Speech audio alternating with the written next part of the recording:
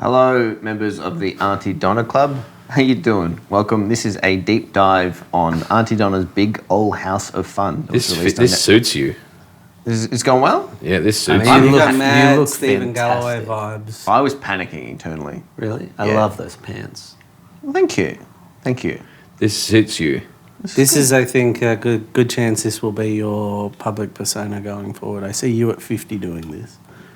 But please, please continue. I'll continue. Just if we like can. Sam Lingham hosting Melbourne Writers Festival, looking like this. Now, talk me through your writing routine. What do you start with me? in the morning? Is it a coffee or is it a juice? Nice. Um, Hey, why not both? He can't have sugar. That's a great point. Yeah. Anyway, we'll continue with this. So it's been 4 years since the show was released on Netflix. So What show? Aunty Donna's Big Ol' House of Fun. Imagine if we were here to talk about, like, something else that came out around the same time. Killing Eve. That'd be Yeah, great. funny. So thank you, everyone. I put a call out a few months ago being like, hey, can you please give me questions you have about that show, Bohoff, as we call it, Big Ol' House of Fun. And thank you for submitting those. I've curated those, cut them down. Some of you asked shit questions. Some of the questions were bad. No, some of them just kind of, I just picked some that kind of felt like they were. okay. Don't back off. Don't back off. Okay, some of you were shit and dumb and I hate you. Oh, all right. Too I much. hate you. Too much. Pull back. Just say something like, if we didn't ask your questions because it was similar enough to someone else's. That was genuine, like that happened. Like a Yeah. lot of them I was like, oh, there's three of the same question and I'll just, some of them were shit and dumb. Some of them are bad. No. Some of them don't know how to No, ask you questions. don't say that. Okay. But you don't have to say shit. So there were Some so of many them were- wonderful questions. There were some wonderful questions that I put in here. I didn't Yeah. cut any wonderful ones though. No, you got to imply that a few of them were wonderful. So I've shaped these questions, I've taken them, put them into an order where it kind of tells the story of the creation and release of the show. Shall we? The story of creation is Genesis. I mean, if you're a Christian. Or you like Phil Collins. Did you want to add a joke? Or No, they covered the two big ones. yeah, that's great. Yeah. All right, let's get into it. No time like the present. No. There you go. Thank you. Eat up. That's Thank so you. sweet Wow. of you. Do you want to know what I treasure most in this world? What? You guys. Really, us? Yeah. No. Yeah, I do. I really cherish you guys. Our first question this is the pitching category, comes from Fernando Tabarez. How did you hook up with Ed Helms? Was he the reason why Netflix took on the show? Yes. Tinder. Yes. Tinder. I'm joking. It's a long. This is a. Do you want me to cover from the email? Well, do you want to know the next question Yeah. for context? Yeah. So the next one will be like, would love to hear about the pitching process for the show. Oh, yeah, well- How did you pitch the idea? Well, Was it- yeah. The answer to how did we meet Ed Helms is the short answer is surprisingly easy, really easy. Is we were in about 20. I'm going to say it could have even been like 2014. It could have even been still in 2013. It was. That we got an email from a random account to the Aunty Donna email address that said, hey, I like your videos that you make online. I am a US agent. My name is Taylor. And if you need US representation, then hit me up. If not, this is just a message from a fan. And we went, that's pretty cool. We were in a very hustle period at that point in time where like Adrian had just left and the rest of us were like, let's try and make this the thing. And so we kind of back and forth with this guy, and there was a bit of umming ahhing about whether we should or whether we shouldn't, or is this guy real, is this guy fake? But first time we had a Zoom call, I think, was with the three of us even, if getting into the details of it now that we never do, that I've never done, we did interviews, but we did a Zoom call and he turned his screen off. And I think it could have either been because it was in a period where like internet still wasn't great. So it could have been an internet thing. Like the quality of going to video at that time was still really far-fetched. And then the second time I think we chatted with him, still non-committal, I saw his face. We saw his face. I'm like, okay, well, he's real. We also tried to look up the company he said he worked for on the internet, and they had no website. Which at the time, for us, we were like, you have a legitimate company. You must have a website. Yeah. And they didn't have one. And we were like... They had one, like there was one thing that showed up behind the paywall on IMDb Pro and no website, nothing else, just one thing. And it was just like, oh, this is the most catfish vibe. And then he was just like, oh, it's an industry thing. None of us have websites. And He's we're like, yeah, like, don't need them.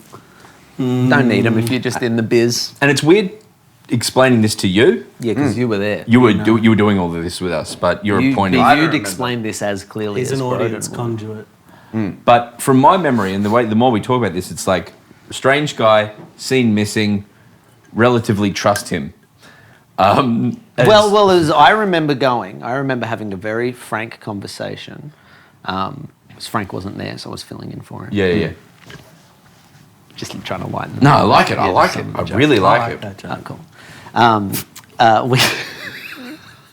We had a conversation. We all sat around and we went, what have we got to lose if we just go over there for 1 week and see if he's legit? There was a couple before then as well, like, because I think we went to Edinburgh and he sent someone from Comedy Central to watch us. And I'm like, well, this guy's real. Yeah. There was a bit of that. And I remember he Yeah. was like, I'm above average, want to talk to you, which was Broadway video. And there was like, oh, there's some real green sprouts. Yeah, there was some stuff happening. And it was like, worst comes to worst, we spend a couple of $1,000. We go to LA, we're there for a week. It's shit, he's not legit, and we come home, but we know. That was the kind of, and we went, all right, let's roll that. And that was let's roll those dice. It was a time when I could eat anything. Yeah, I remember. eating- And so, the idea of 5 days in America, Yeah. Dream. I think it's SK Donuts. We were around the corner from 24-hour donut shop, and I remember going and getting donuts at like 3 a.m. because I was jet-lagged, and they were really yummy. yeah, so that was like, hey, a week in LA, some donuts. This is 2015. Yeah, it's getting to about 20. It was after between the first and second Edinburgh, so Yeah. whenever that was. Yeah. First Edinburgh was 2013. And I remember a fun memory that comes to 2014 then. Well, yeah, 2014 was the first Edinburgh. Was it? I thought it was 2013. No, it was 2014. Adrian left 2013, 2014. Magic, World's Greatest Show Bag, Edinburgh. the show bag was 2013. We developed it in 2013 potentially, but we did it Comfest 2014. I'm a dumb cunt. But then 2014 Edinburgh was a best of show. I don't know why I'm arguing with you. I think it. Tell them about the wallet. I found a wallet at a pool once. When was our first show? Where was it? When? What year? 2012. 12. We did go to Edinburgh But we did 2014, two. but we also, That's right. That's why I got confused because 2013 we did 2013 we did Fax Machine Shop because we did 2 shows in our first year. We did Fax Machine Shop 2013 at Comedy Festival again after doing it in 2012 Fringe. My apologies. 2012, 2013, 2014, So Edinburgh. we're in Los Angeles. How do we meet in Can I say one thing? Wait! Can I backtrack one I know sec? how many questions I have. Yeah. I'll go and backtrack 1 second to say to all the OG fans out there, the ones that were into us on Reddit that were upvoting us back in those days, there wouldn't be many left. Taylor saw our video first on Reddit. She said, So I'm I just working on think- red.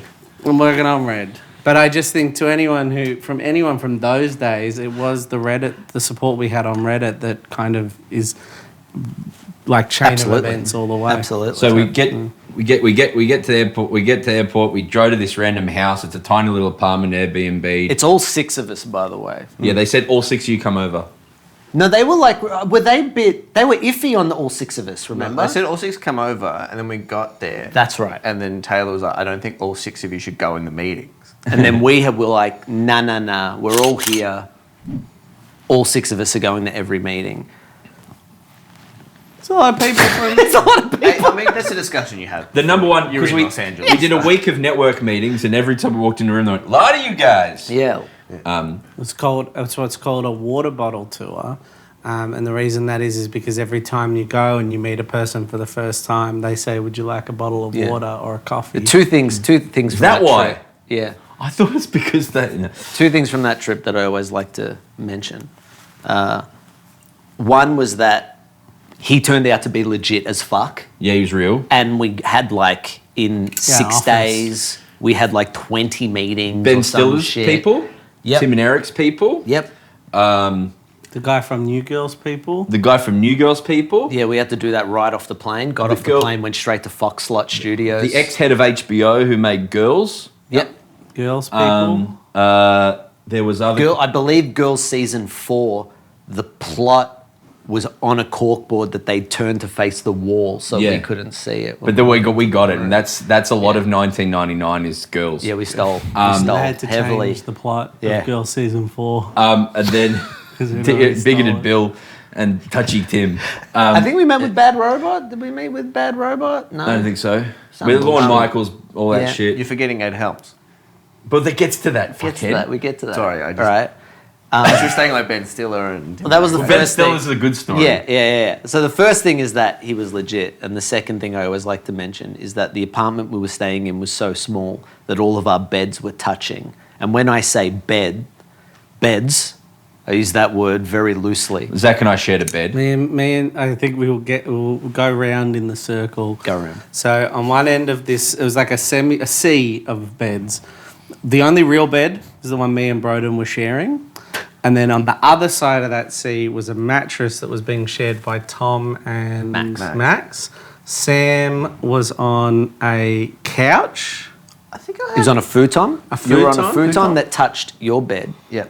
I slept on an ottoman. Mark. Like a cat. Curled like a house up. cat. I slept on an ottoman that was wedged between the futon and the mattress on the floor. And at 1 a.m., And then one night at 1 a.m., Max, Tom, and I got into a thing about playing Lingham Park slowed down 700% at full volume. at full volume. And we were like, this is fucking crazy. We're like laughing about it. And then from across the darkened room, Broden pops his head up from the bed and he goes, it's 1 a.m. Can you not play Lingham Park slowed down 700%? I think I slept, because I sleepwalk. I think I got up at some point and was like, boys, or something like that. And then like you're all like, and then you're like, Broden, you're like, no. I don't remember when or how it happened, but I do remember at one point one of you moving into the wardrobe. Yeah, I did that, yeah. I moved because in fairness, the built-in wardrobe resembled more of a bedroom than that room. Like it was. The built-in wardrobe was a good place for privacy. I would go to the wardrobe for phone calls and text messages. If I needed some privacy, I would spend some time in the wardrobe. So we did a lot of good meetings. The Ben Stiller one was one of my favourites because all the meetings were really positive and nice. Some people say that LA's a bit shit because everyone's nice and positive and fake. But I prefer it to the UK because the UK, we never even got to that point. The UK was like, fuck you lot. Never even had meetings. Never got there. So we never even got in a door over there. And we tried multiple years. But the US, like, it doesn't matter if you're full of shit. They're like, yeah. They'll take a meeting and be positive. So they didn't know who the fuck we were, but they took lots of positive meetings with us. And Ben Stiller's in particular was fantastic. I remember we met 2 people and we like killed in the room. They're like, yeah, laugh. Really funny. They were really positive. By the time we got to the car, Tails like they passed. They don't want to work with you. And no one else that week said anything like that. Like, it was just like, hey, and nice to meet you. If you ever have stuff, let us know. Really positive and non-committal. But Ben Stiller's people were like, don't ever come back here. But it was the one that was the most positive meeting of the week. Without question. Don't ever come back here. They were like, Red Hour, they're called. I think Funny or Die, not Funny or Die, there was another company that was up front in the conversation. I remember just having one where he was like, you guys are a lot like workaholics. That was Viacom. That was Comedy Central. Comedy Central. Right. Yeah. So at the end of the week, as it was going along, he was like, I've catered this week to meetings with comedy people and alternative comedy people. Alternative, yeah. And towards the end of the week, he said, I'm going to add on this guy called Mike Falbo from a company called Pacific Electric because he's really cool. He's not right for you guys, but you should just meet him. It'll be a nice thing. And so we went, all right, and we went in with this different mentality of like, oh, it's probably not going to happen, but it's just nice to meet this guy. And he represented a new company that Ed Helms had started called Pacific Electric, which he'd done with his hangover money. And they'd also got a first option with Universal because of, I guess, The Office. The Office they paid This little for. show called The Office. It was in the final seasons of The Office. It's how they sweeten the deal. So they're like, we'll pay you this much per episode, and also we'll pay for a production company for 4 years. So that, and it means that if they have a TV show idea, that means they have paid so that if you have a TV idea, you have to show it to them and they get to choose whether they make it or not. If they pass, you can take it to every other network in the world. And for that, they like pay the rent for your office and Yeah. get you computers and set you up for a couple of years. Yeah. And so we went in and had a nice chat with him, and then then we had a nice week. We met with Tim and Eric's people as well, and they were really positive. Yeah, And- like I remember I fucking screamed when we got the email being like, you're going to meet with Absolutely. Yeah. It was like, holy shit, that's the fucking dream scenario. They're perfect for us. And had a great meeting with them. Walked out of that week with two people who were like, we would like to do stuff with them. One was Absolutely, which is Tim and Eric's company, was Tim and Eric's Eric's company, and Pacific Electric. I'm like, oh yeah. And then as time went on, we never met Ed, by the way. You never meet Tim and Eric. You never meet Ben Stiller. You don't meet these people. You see their You meet car people parks. who work for. You see where their car goes. Yeah. But you never You meet might them. see them. We didn't see either of them. We did Nathan see, Fielder. We did see Nathan Fielder. Just walking around. Just walk past us. Get and some like, chips or something. Oh, Sam, that's Nathan Fielder, that guy you like. And he was like, I remember he looked at all four of us and he went, Mark Bonanno, and then walked off. Yeah. I My boy, Mark Bonanno. Yeah, I gave him a high five. And then I think I said to him, I said, I love what you're doing on Nathan For You. Think about something longer form, maybe rehearsals for awkward people. And he said, that'll never work. And Then it he did. did the rehearsal on I remember HBO. I hooked him up with Safdie. Yeah. Some of the things we say are lies in this. And What? what, Everything after we saw him walk past us, yeah. that was lies. and so we went away, and then two of them were like, we want to kind of develop an idea with you. And we're like, well, that's really nice. And then we developed an idea with Pacific Electric. They were the most keen, and we developed something with them for maybe 15 years. It was Or closer to 4. It was 6.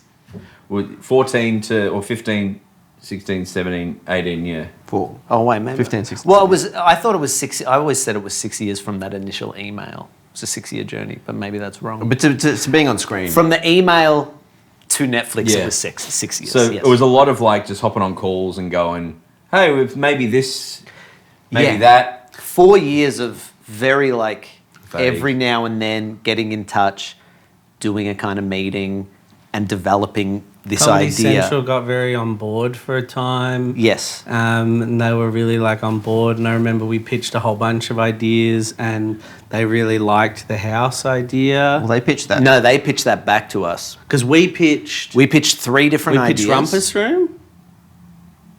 Pitched like a I'm Mad not sure. Max. We pitched like a sketch show that then went documentary style in between each sketch. I remember that.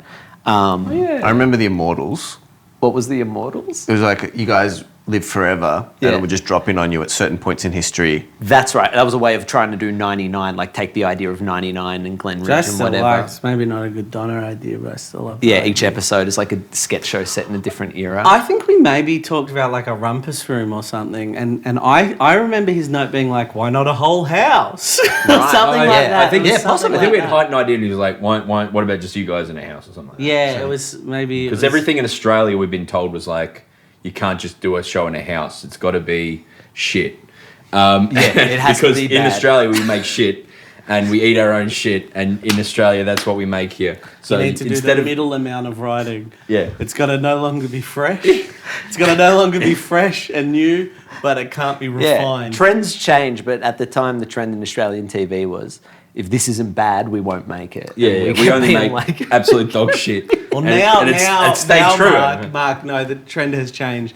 Now they say you got to make sure that the dog shit looks nice for streamers. Yeah. for international sales. So we developed this. To make sure that dog shit But looks nice. It's just a trend that changes. So we just occasionally we pitched to Comedy Central at some point, And you've always loved the idea of Comedy Central, like, yeah, cool, we'll take it back and we'll get back to you. And they never, ever got back to us. And Sam likes the idea of still going, hey, we've got an idea, we're in development with Comedy Central. We're just waiting to hear back. We're just waiting to hear back, and we've been waiting for a while. But so adjacent to this, I think it's also important to mention is we started to do live touring because of YouTube and everything. So we do shows in the US in front of people and they'd go well. And so it gets to 2018. We still have not met Ed Helms. No, we've not met Ed Helms. We still have not met Ed Helms. But we've developed an idea and it's gotten to the point now it's like, all right, we either have to stop doing these meetings together or we need to pitch this television show. Yeah. So we fucked around for 4 years, which is worth mentioning time-wise. Well, fucked around. We were doing a lot writing of stuff. live shows, doing YouTube, we go touring every around. year, I think, wasn't it? We try to, yeah, every single year when we could. If we were near LA, we would always try and stop in to at least just sit down and have a bagel yeah. with Mike. And we saw Larry King. And we saw Larry King at his own bagel store. And then he God died. rest his soul. He died. Probably froze himself. He was a big freeze guy. Really? And then, so we do the shows, we're doing live shows in LA. Touring the US, yeah. And then they say, when you come back in like June-ish in 2018, we'll do a week of pitching. Sam, do you have another question about pitching? We haven't met Ed Helms yet. We don't think he exists. Before we enter the house of Aunty Donna, be warned that this episode will feature satire, parody, and clever wordplay.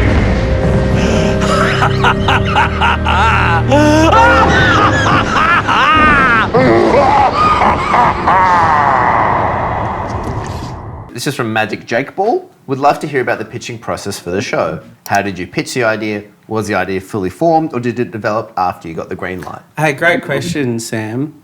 And Well, Magic 8 Ball. Magic 8 Ball. Sorry, Magic 8 Ball. Jake Ball. Magic Jake Ball. Magic Jake Ball. Great question, Magic Jake Ball. So we had done touring. It wasn't at the end of a tour our pitching. It was a separate trip. We did 2 tours in the US in 1 year. So we in the first little chunk, we did East or West Coast, Yeah. and then we went back in June and did East Coast. And in that return, we pitched before. We did a week, of pitching. and then went on the tour. So, but it's important to mention that this one, a bunch of mid-20s Netflix executives came to the show. Yes, very much so. Yes. It's also important to mention that we were staying at the Magic Castle Hotel. That is important to mention. And that was awesome. We went on Craig Ferguson's Sirius XM show at his mansion, and he had a little hut where he did his Sirius XM from. And he talked about when he had a private plane. And we kept getting, because we had a promoter over there who was bringing us out, getting the same driver chauffeur who would not look at where it was going and would not shut the fuck up. Yeah, I still remember him. So It's the we things pitched I remember. first to Universal because Universal has a first right of refusal. And the whole idea with the Universal pitch, it was this thing where it was like very much similar to when we met Falbo. Yes. It was like, look, these guys aren't going to want to do what you're doing. You're too old. You're too small screen. Like, you're weird. You're old.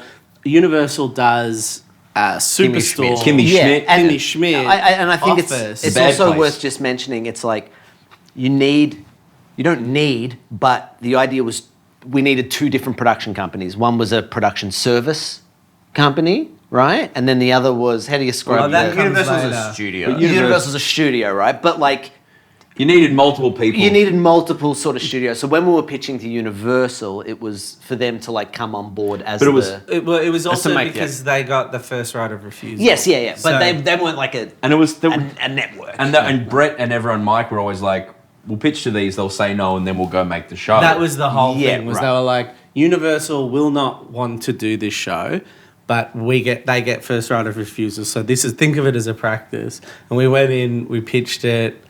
I think we did this one over the phone. we did. It was in Australia and it was over 'Cause Zoom. I do remember being in a Universal office at some point. Yeah, Maybe it down was the track. late It down was the the track. week yeah. when we were pitching. Yeah. I remember we were making ads for Finder, That's right. and I was dressed like a cunt for an ad, and we walked out and we go, "Fucking Universal's in." yeah. I was dressed like a cunt. So what I happened? really was needed this today. Universal said they did want to be a part of it, and we're like, oh, okay.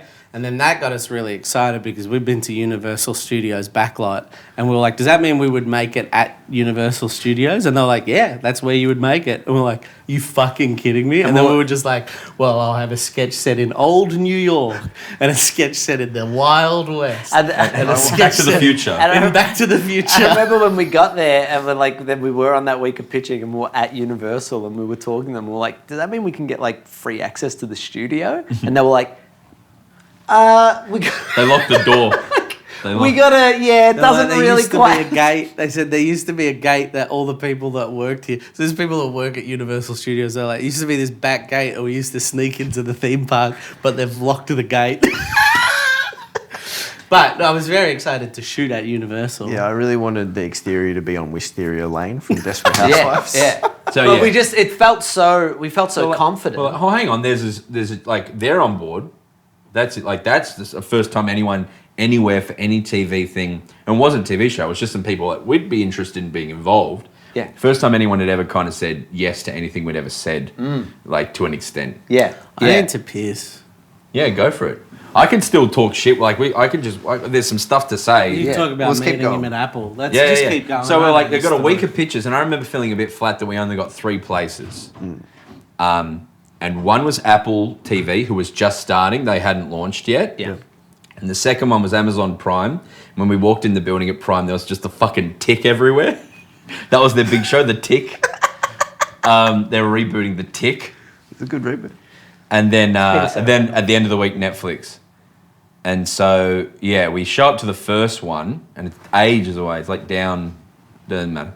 And That was our first time meeting Ed. then we walk in the foyer, and Ed Helms walks in. He's like, "Hey guys, how you doing, guys?" And we're like, "Hey."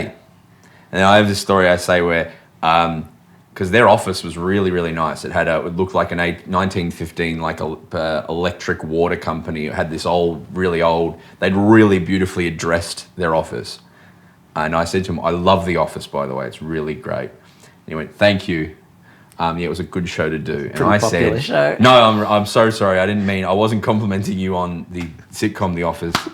I was complimenting you on your office." Which is good. Yeah, It is a good show. I felt like a bit of a dumb cunt. Then we went into Apple, and they were really positive. And I went like, "Oh, okay, that was nice." And then Ed, I remember saying, we'd never met the man before. He's like, "What I love about these guys is A, B, and C, and X, Y, and Z, and they're so crazy." And the Universal guy's like, "We make The Office. We made Forrest Gump. And they're like, We love them." Yeah, no, we're backing them. We're backing these 3 boys from Australia. And then we start pitching, right? And here's where I'll do a flashback. We wrote the pitch.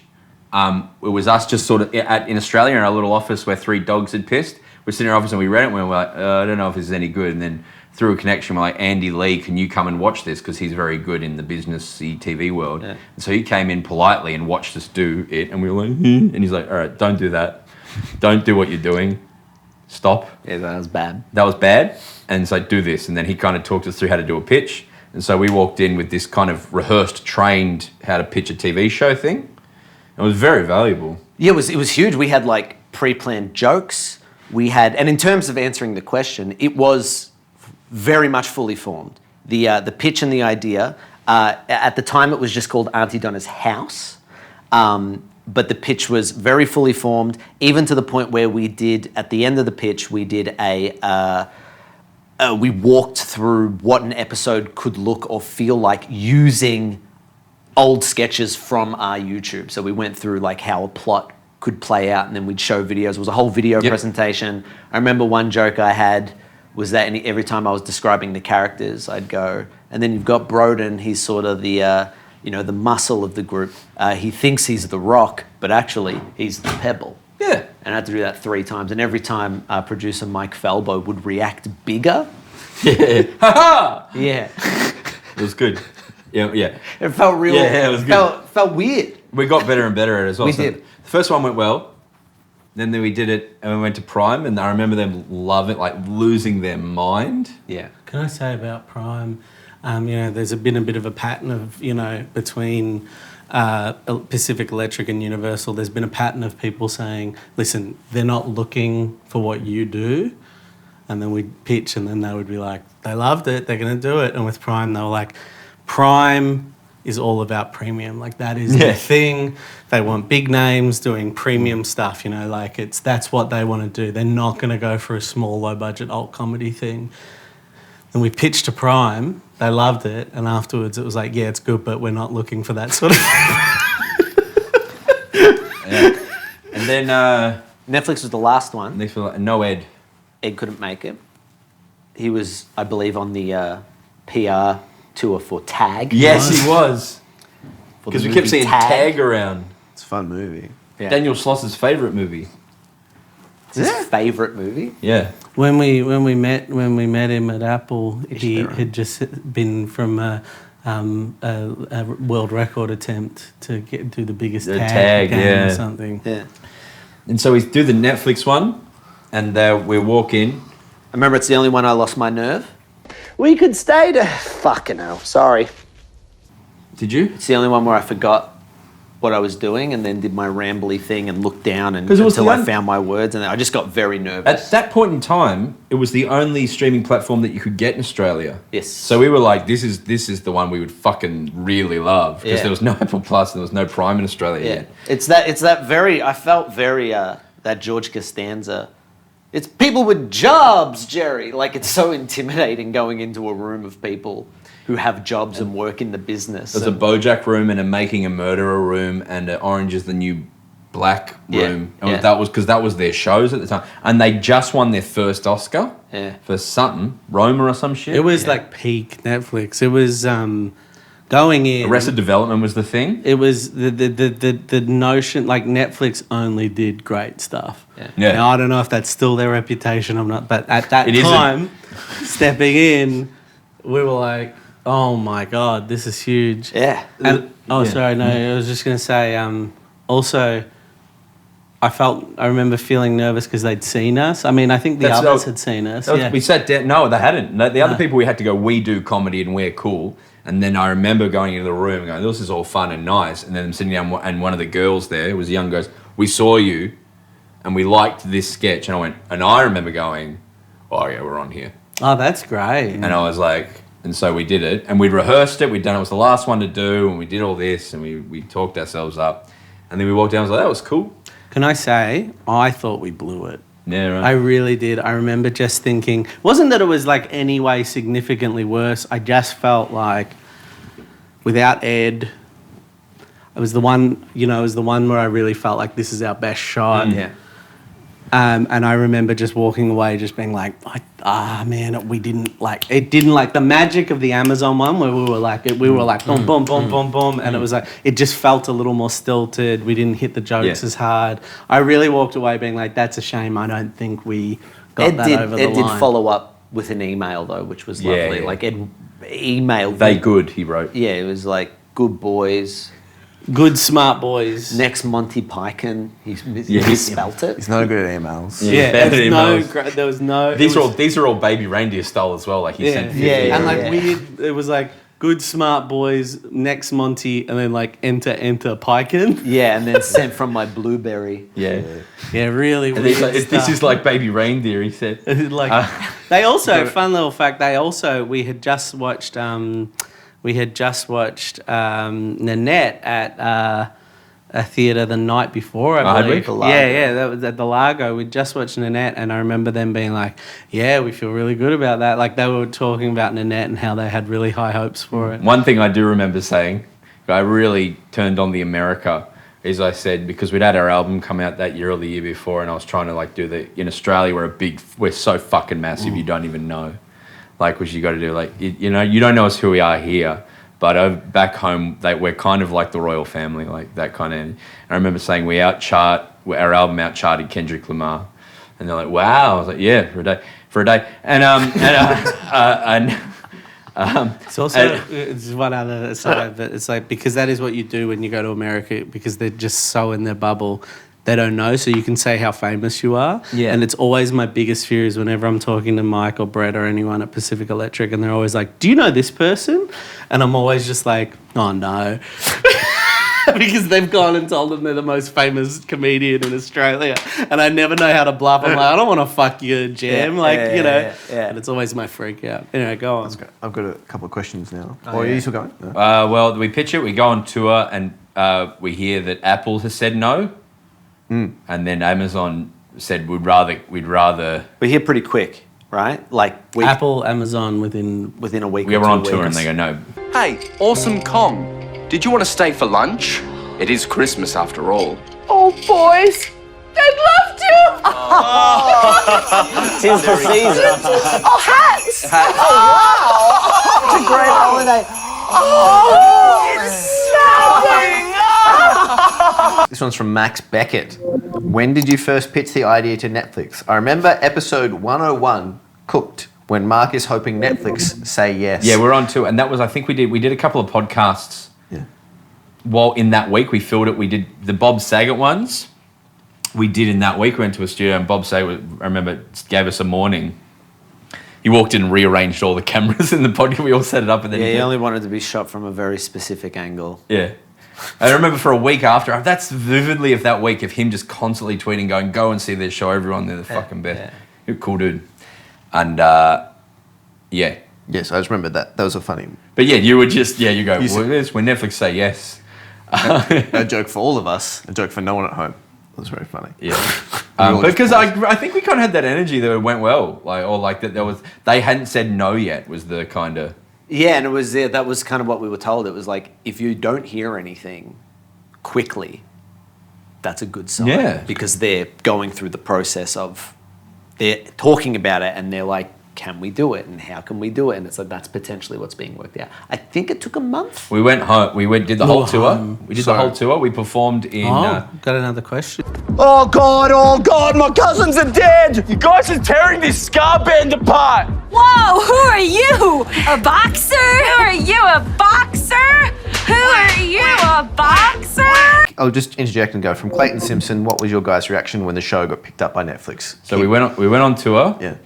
And it was the East Coast, and we were touring in the US too much. We didn't have a big enough fan base. So some shows we did on this East Coast tour were in nice, full New York theaters. But then some shows potentially we shouldn't have done.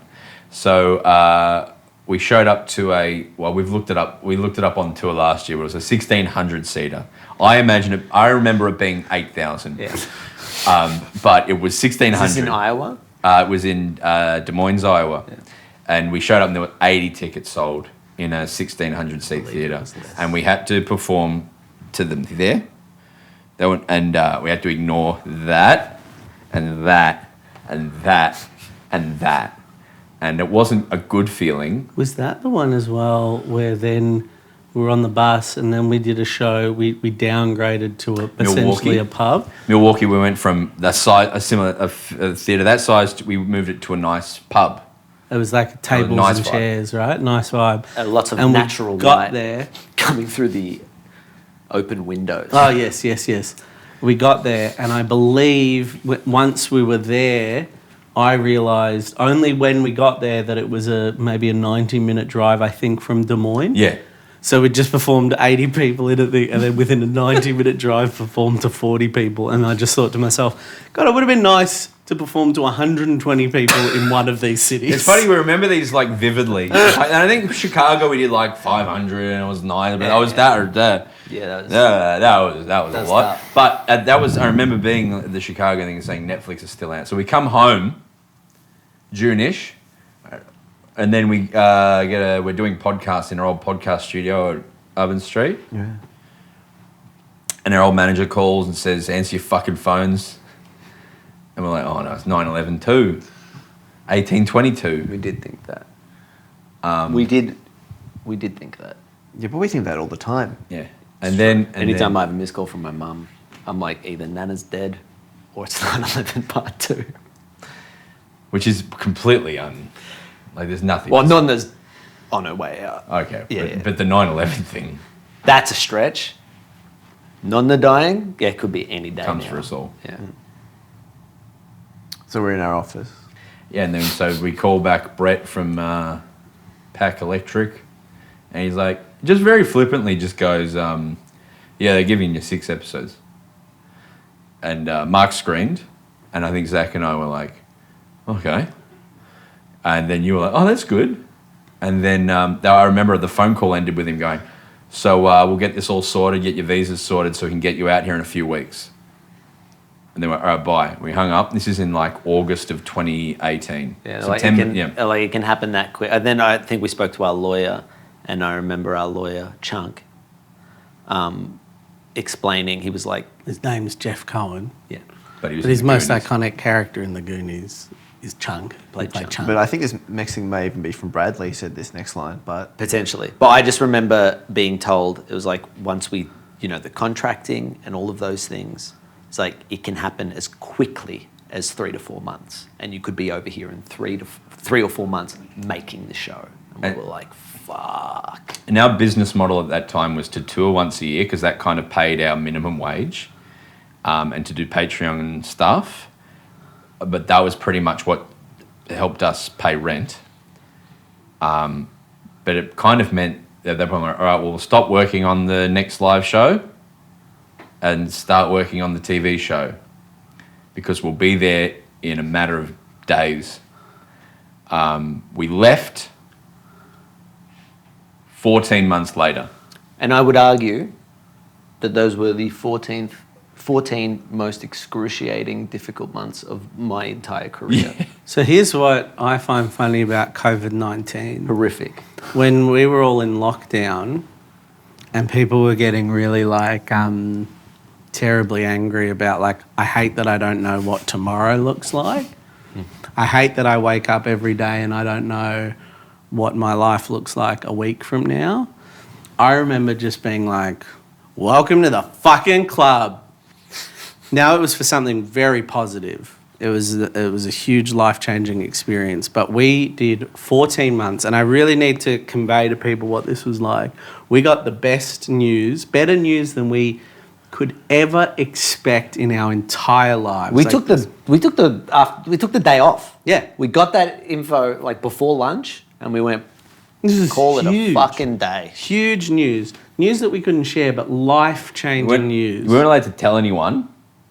We weren't allowed to tell anyone at all. I called my brother immediately. Yeah. I told my families, I'd be like, because we're like, don't tell anyone. Yes. Yeah. Don't tell. So it was this You huge... say don't tell because TV is famous for falling apart. Well, TV is famous. they told us that we were getting a TV show. It was going to be... Because when we were making it, we still weren't allowed to tell people. But it's also from that early stage, you're like, don't... Because it's essentially just you're going to have to untell a lot of people and this could easily fall apart. Everything... Yeah. So many spots along the way where TV shows do fall apart. Well, I remember at that time not being aware of that part of it. I thought it was all the way up until this point. I was like... I just remember being like, this is that point. This is that point where you can fucking chill. Yeah. And the harsh lesson... We learned... The brutal lesson. The more people we spoke to is they're like, this shit fucking falls apart all the time. For someone to say you have a TV show doesn't mean shit. So that 14 months, just to give people an idea, that 14 months was 14 months of the level, the tone, the conversation was always, we should know more by the longest stretch next week. So 14 months of we should know more by next week. Most of the time it was, we should know more by tomorrow. That was the tone. That was the very Hollywood approach of we should know more by next week. We should probably have an answer by next week. We should probably have an answer by tomorrow. I would wake up at 5 a.m. without an alarm, and that's not like me, 5 a.m. without an alarm, every day for 14 months. I would roll out of bed because of the time difference. I would roll out of bed. I would check my emails every single day for 14 months, hoping that this is the day that I find out I'm going to America next week. I'm jumping ahead here. When we got that email, I think we got it where it was confirmed. There's lots of detail there. We did go, I think we got that email... Friday? No, Saturday. And I was gone on the Tuesday. Well, that was the draft agreement we got on the Friday. We got a draft agreement on the Friday. I think we got earlier in the week. So within 1 week, I was gone the next week. For 14 months, waking up at 5 a.m, checking emails, 14 months of I could be in America for half a year from next week. It was whilst a very positive carrot at the end of that line, the most mentally taxing 14 months of my life. And the only thing when we all went into lockdown, just to give it an idea, the only thing that lockdown did for me was it just felt like the rest of the world was coming to my level of mental anguish. It was terrible. I'm oversharing here, but it was awful. Yeah, it sucked. I was the same. But I kept my phone under my pillow Yeah, it was, yeah. so that I could wake up and just check it But it was like- immediately. it was But I pu- would, yeah. It was that could happen, but at the same time, we couldn't work on anything else. Because if we start working on a new live show, and we have to, and this thing comes through, we can't do it, and so we have to cancel. So don't do comedy festival, which is what makes us our money, because this might happen. Don't book in a holiday. Don't book Yeah, don't book in any more gigs. Don't do And your any life is creative on hold. You are projects. in purgatory. When we brought you such stuff as the Glenridge graduation tour. I went to, was it 170 Russell last week, and I walked back in and I was like, this just takes me back to that time where it was like, hey guys, we're going to be broke in 3 months. We're going to do something. Brings you the Samsung ad we did. Yeah. It brought you a few things like just little money filler things that to keep us, because we run out of money. And what was happening? What was taking so long? It was like we got this green light, we were told it's going ahead, and then what was taking so fucking long, and we weren't really made privy to this. We weren't. The other thing is I that still don't know all the details. we were checking our emails every day, but we also weren't told why things were taking so long. And what we ended up finding out was that because other streaming services were starting up, Netflix were losing a lot of their library. And so they were going through a period where they were like, anything we make, anything that we pay for, we want to own in perpetuity. And Universal were like, absolutely not. You don't get to own it forever. You get to own it for a portion of time, and then we get to own it. We can put it wherever we want. And so Netflix and Universal, over our $3 million show, which Netflix don't make shit for less than, were having that argument, and it took 6 months before Universal dropped out. Because the other layer to that as well was Netflix like, we want to make it for this amount of money, and Universal were like, no, we want to make this so it looks like Kimmy Schmidt. Yeah. And so the difference was hundreds of thousands of dollars per episode. And so Universal, like, we can't make shows for what you're saying, and they're saying you have to. And so eventually Universal said, well, we can't, and we're out. And we go passive, was the word. Passive. And we just heard that in passing once, that Universal were out of the deal, and we're like, this is falling apart. Also, at this time, there is at Netflix a change happening with... The boss change, yeah. Yeah, like a sketch department is developed, and a new guy comes in and is the head of sketch. Everyone we pitched the show to, everyone that had greenlit Aunty Donna's house, was no longer in a position to push the show forward and keep it happening. And it just came down to one other guy who stepped into a role and then was told he was making these shows, but fully had the option to be like, no, I don't want to make I've since learned, I think we spent the whole time being like, when will this happen? It was a real when will this happen vibe.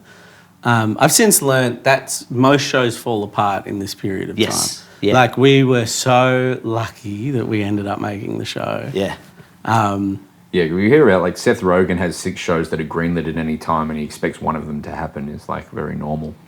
But the fact that it ever got made is insane. So it takes a year. It's all fucked. It eventually fucking somehow miraculously goes ahead, and then by... was it October of 2019, we all end up in the US. And we pushed. That was because we ended up pushing. We said we want to make it this year.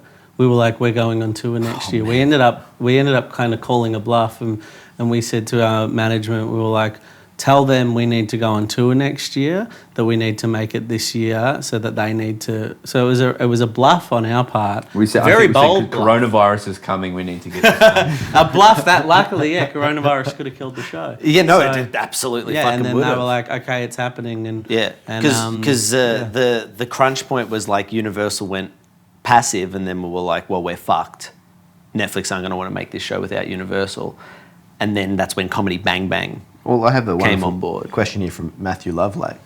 So it says, how did Scott Aukerman come to be involved in the show? Comedy Bang Bang is one of my favourite franchises, and to see AD and CBB collide was a dream come true. Can I talk to that? Yeah. Because I remember being in a car from Canberra to Melbourne. We had to drive, and I put on Comedy Bang Bang to make you guys force listen to it because I loved it so much, and had watched it a fair bit.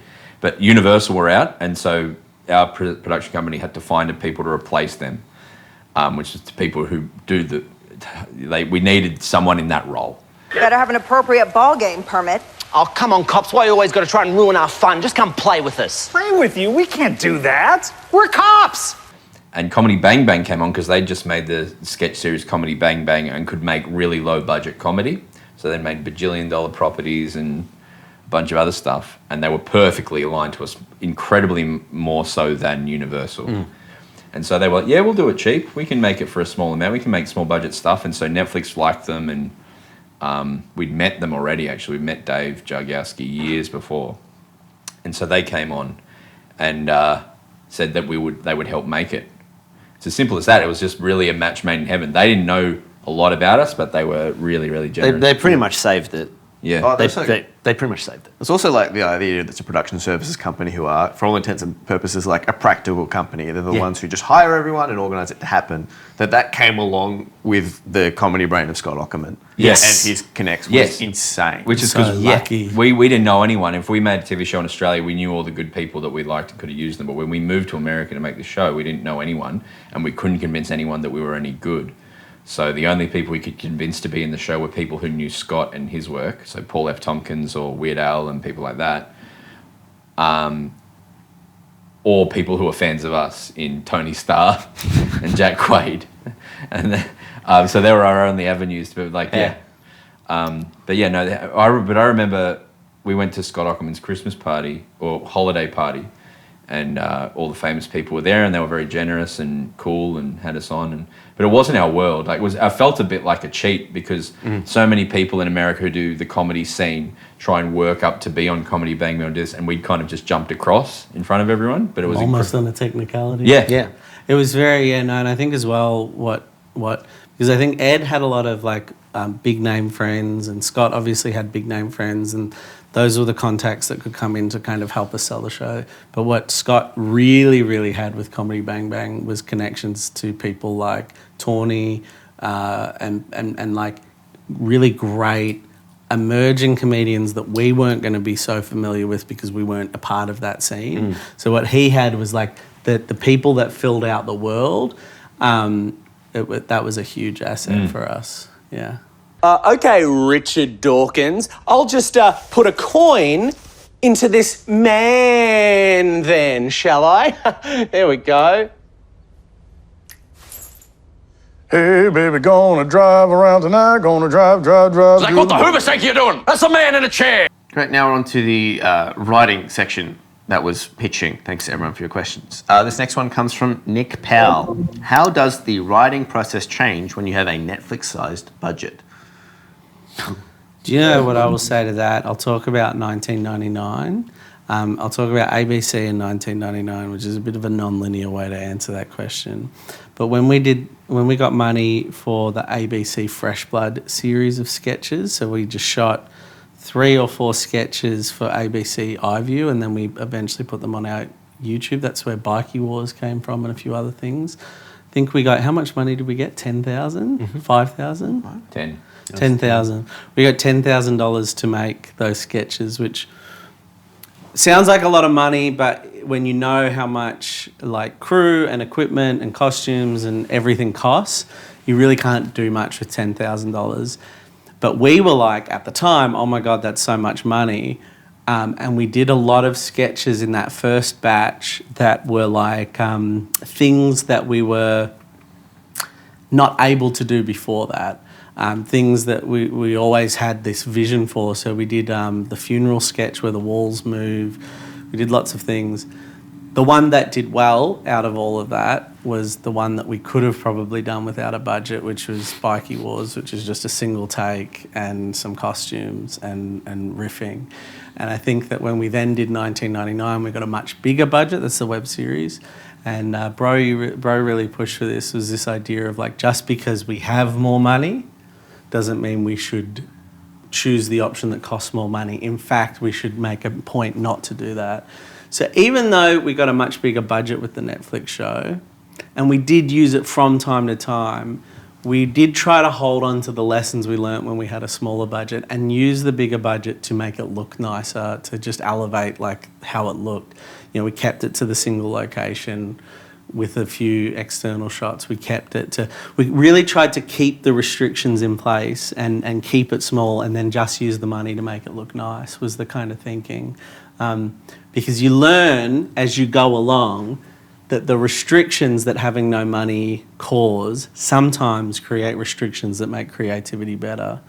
And that's what this series is. Yeah, put yourself in the box. It Put yourself in the box. It was the most money we ever had, but we still chose to be like, well, we have to shoot the vast majority of this in one spot. And it was a 3.5 week shoot from memory, and we did 2.5 weeks in that studio where we built the house, and then we did 4 or 5 days of location stuff. So like, it was a small, very small production, even though it was the most money we'd ever had. But yeah, the thing that infatuated, like that I was obsessed with and still am more than anything else, was the idea of being able to shoot like it looked like a real house and then reveal it wasn't. That's the only thing that I cared about. Yeah. Was the idea of that still like that whole shoot. All I wanted to do was pan wide and show that it was fake. That's all I wanted to, and I got to do it. When we found out we were going to get a fake house, like that was such an exciting... Oh yeah, being on a set. Being on that set first day so walking fun. in and like seeing, it wasn't the inside of the set that excited me.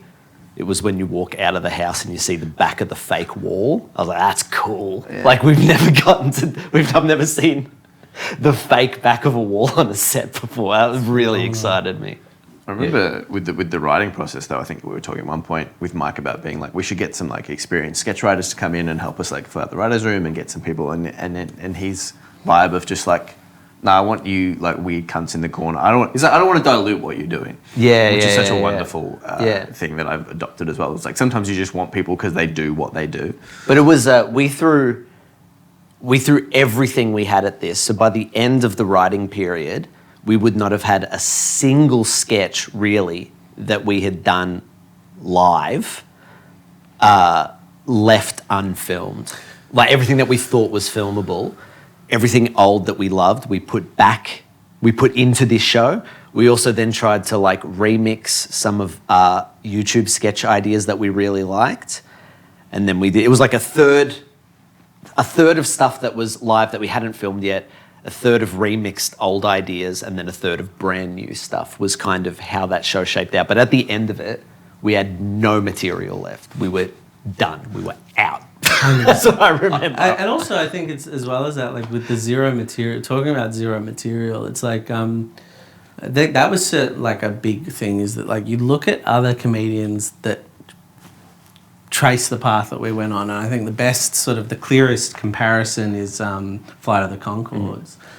Their first season is like so good because that was all 5-10 years of their material in that. They weren't putting it out on YouTube the way we were. They weren't like blowing all their material. So they had all their years of material in one series. And it's like, I think about if we had that, like, I remember thinking like, fuck, it would be good to be able to put our last 7 shows or 6 shows in this show. But, you know, I think the challenge and doing it the way we did it was really fun. In fact, I think we talked about it at one point. We asked, we're like, can we put old stuff in this? And the answer was we wanted to reshoot some of our favourite YouTube stuff. But they're like, nah, has to be new.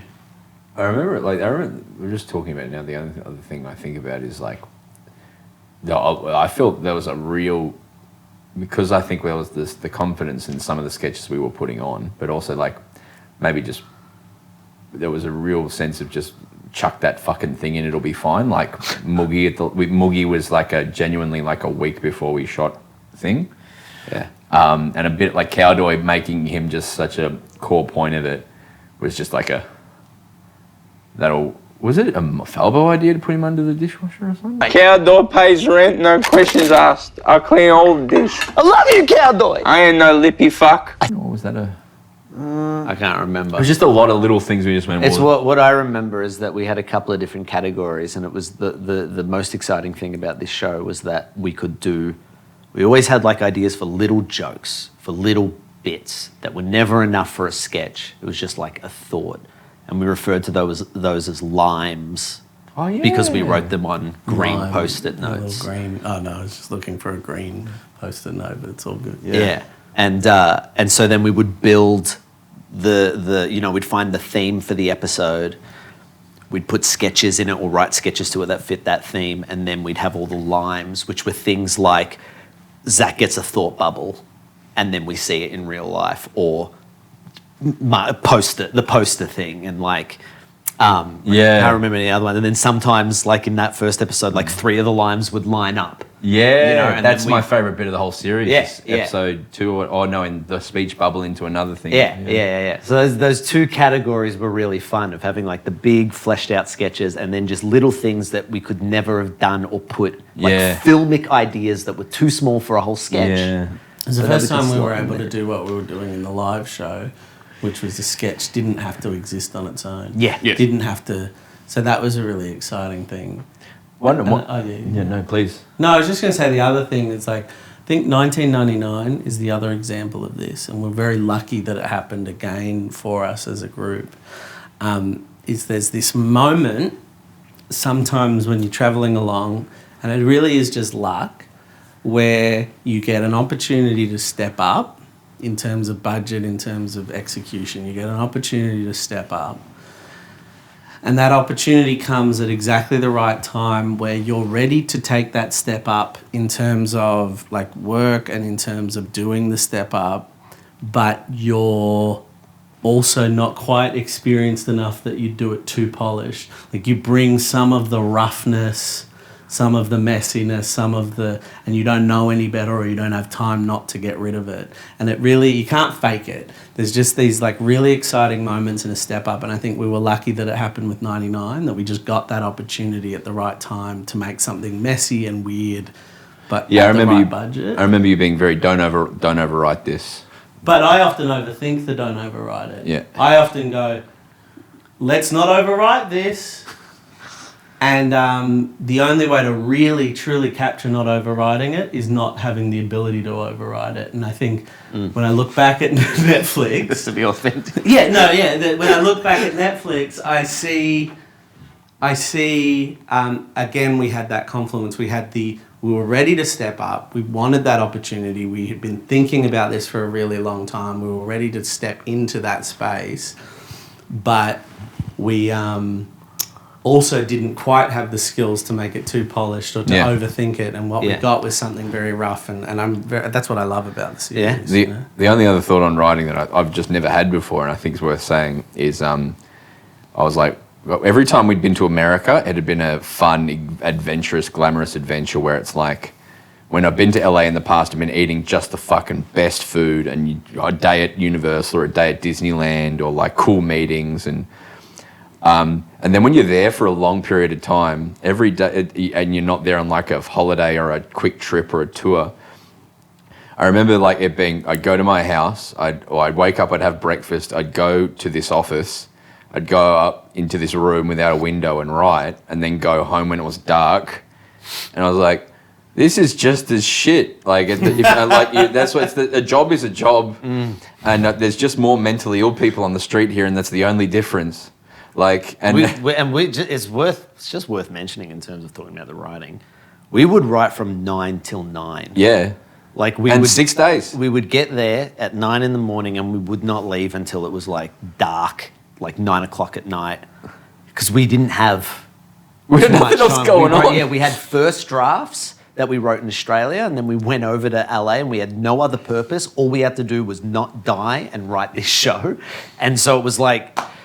It was great. It was such a wonderful fucking But I just remember period. I just remember thinking LA just being like, oh, this is just a normal place. And there was a real shifting in my mind frame of like, because I think a lot of Australians think about going to the UK or going to America or going fucking live in Germany or whatever makes you, or is a worthy thing to do. It totally is to broaden your horizons and everything. But it all comes back to if you've got to love literally what you're doing because you're going to end up in some room working hard, and it better be on something you enjoy because everything else, like I was like, I could do this in Australia and be very happy. I remember thinking, I don't know, that's just the thing that they don't have Tokaya. The thing they have in LA that we don't have in Australia is no one knows anyone. So there was no, like in Australia, like things just come up. It's like, I got a plumber coming round, I got a birthday to go to. Yeah. It's like and LA was like, I know you got nothing, cunts. Yeah. They're fucking But none of us did. I mean, the focus was incredible just on that. Yeah, it was like beautiful. We were living together, like in two separate houses, and there was no other things to do. So there was no. Didn't have to see family. Didn't have to fucking like socialize. I went to Universal Studios maybe 40 times. Your brother kept going to Universal Studios, and I was holding off for a Disney trip in the summer. And then he made me try a real burger and a Beyond Burger, and he said it tastes exactly the same. But it did taste a little different, so I didn't know what to say to him. And then he got hit by a car that was red, and then he died, and then I put him in the bin. And that, my friend, is the secret of dating. What? All right, I'm going to jump in with another question. This one is from, I think, Egan Baby, brackets Logan. I don't know what to do with that. A lot going on. As in Wolverine? Paul. When it came to writing the episodes, was it hard to translate your wacky, silly comedy to a completely new audience who knew nothing about you? I know you've spoken before about how you have a real passionate fan base, but your comedy is very divisive. The Marmite of comedy, I guess. But were there some things you had to tone down or change completely to target new fans? Cunt question. We are divisive, Mark. Just joking. Just joking, Logan Paul. I mean, we talked about this being an introduction to Aunty Donna. Yeah. You know, but I think that's also, we've started out as live performers, you know, so most of our live performance, you know, every year we grew, you know, so every year we grew a little bit, and that would mean invariably that most of the audience hadn't seen us before, so it was their first time seeing us live. And when you do Edinburgh, you do gigs, you do things like that. So we've always been divisive, yes, but we've also had a very long path of trying to sell what it is that we do to an audience that doesn't know what we do. In fact, I found the Magical Deck Cat Tour, the development of that, probably the most challenging, because that was the first time we would ever have an audience that was majority fans.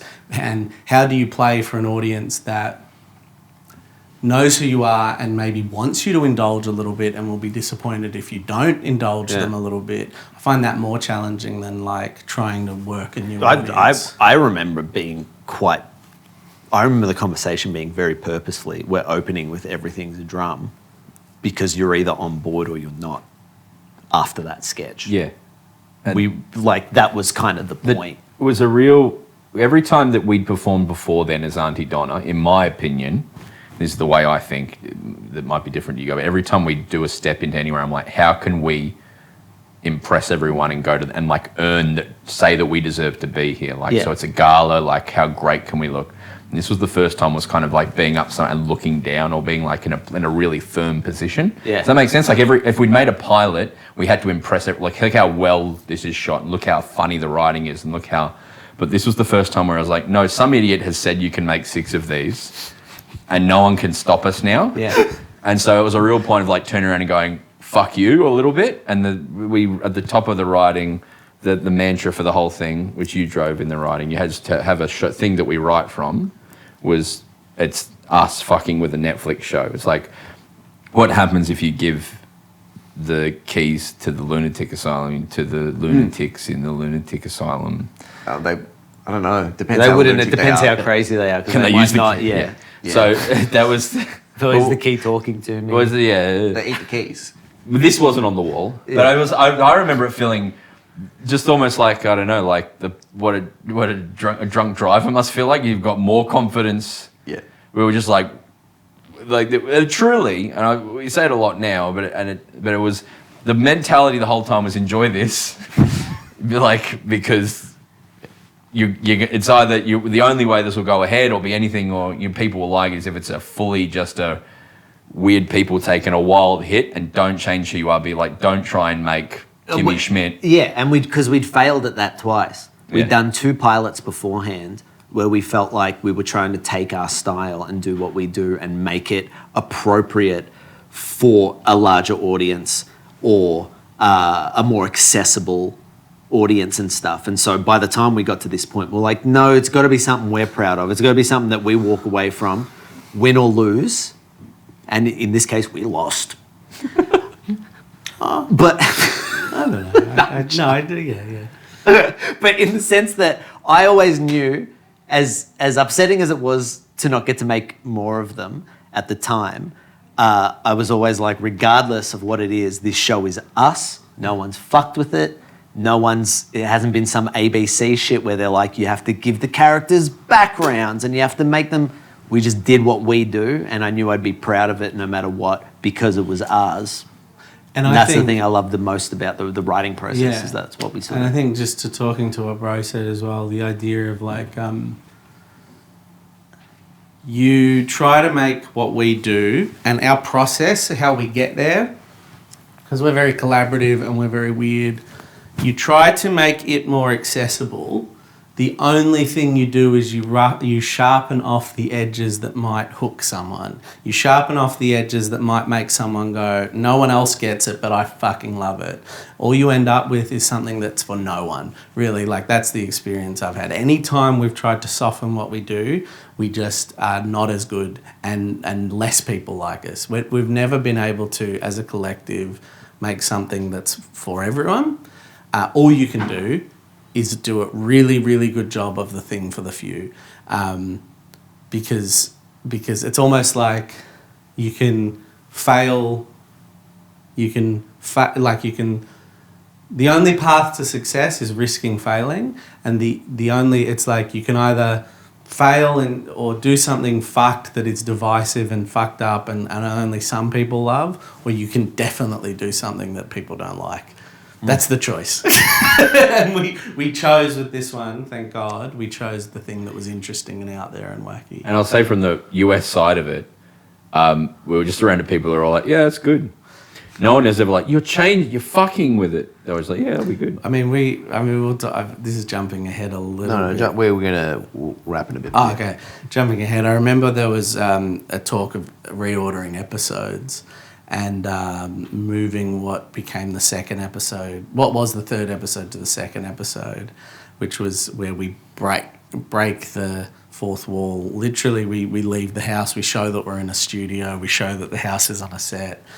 And I remember we were talking to, it was Comedy Bang Bang, and Scott was saying, like, I think you can make that the second episode. And I was just like, oh, I'm worried though, because, have we established enough that we'd planned it very particularly. Yeah. We'd written it very particularly to be like, it doesn't start breaking until people are comfortable with the style and who we are. Two episodes that are relatively structurally similar. Yes. And where the house is a real house, we don't reveal that we're on a set. We don't break the reality of the show. Yeah.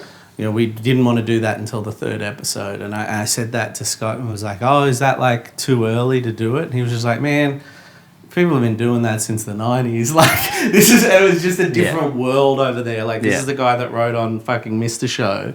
He was just like, they're not just bringing first episode, like they're not just thinking about the first episode. The people that are going to watch this are bringing a wealth of alt comedy knowledge to this show. You can break the fourth wall as soon as you fucking want to, and it's going to be fine. And we'd never had producers or executives that were that like savvy. It had always been like, how can you make it more accessible? How can you make it easy? And to have someone be like, oh, they'll get it. Yeah, that's fine. Was really like getting comedy notes from someone who knew comedy and wrote comedy was a very different experience for us. Yeah. It was very beneficial. Yeah, no, it was very cool. That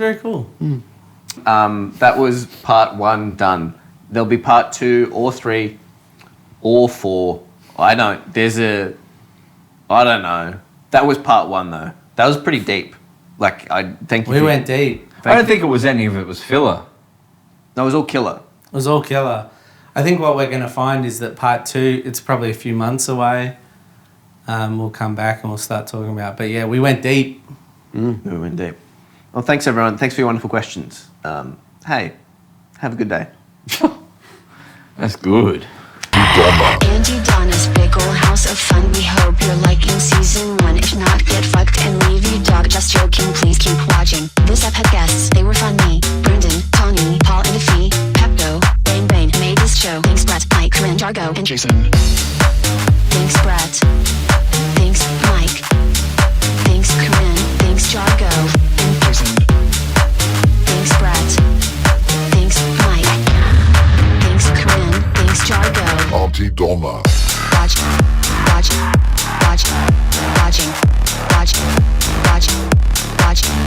Aunty